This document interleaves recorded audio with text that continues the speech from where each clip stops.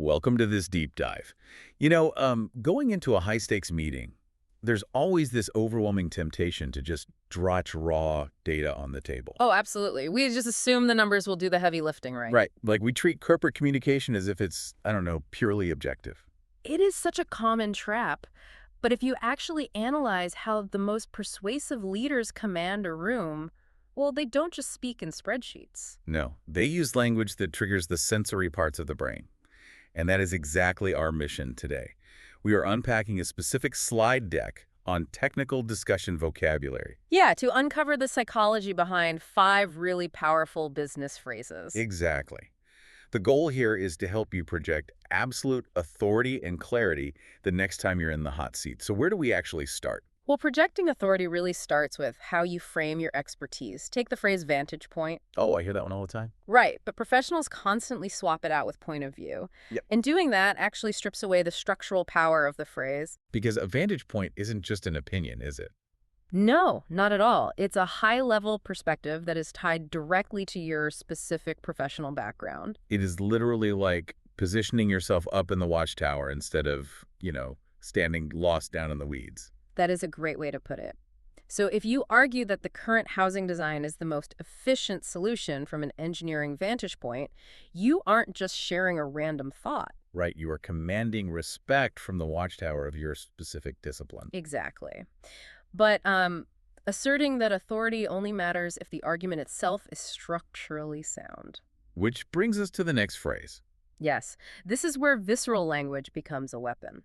Think about the phrase hold water. When you tell a colleague their theory about gear wear doesn't hold water against the heat data, you aren't just saying they're mathematically incorrect. You're basically forcing them to unconsciously visualize a wooden bucket leaking all over the floor. Right, and that structural failure is so much more devastating than just saying, your logic is flawed. It makes it tangible. Tactile, sensory metaphors bypass pure logic entirely. They trigger a physical understanding of failure.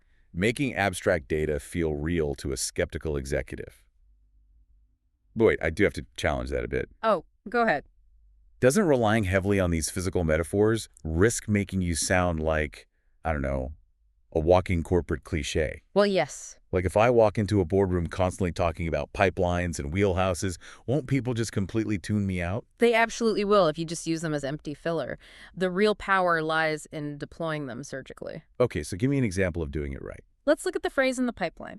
Say you've pitched an airtight idea, and the board immediately wants to know about execution. Right. They always want to know what's next. Exactly. Telling them you have several high-torque models in the pipeline creates this visceral sense of inevitable progress. The work is flowing, even if it's currently underground and completely unseen. Yes, it implies real movement. At least until that official pipeline gets entirely clogged, which, let's be honest, happens in every single organization. It really does.